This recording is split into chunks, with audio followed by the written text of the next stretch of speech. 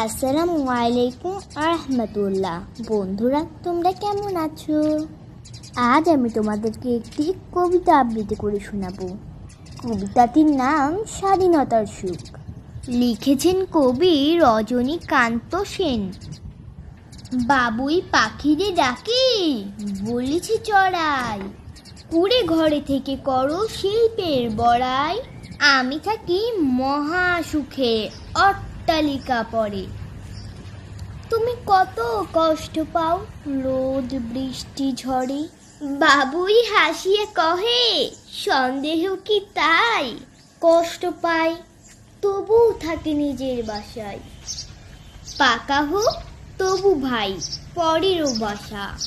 নিজ হাতে গড়া মোর কাঁচা ঘর খাসা। ধন্যবাদ। আসসালামু আলাইকুম আহমতুল্লাহ।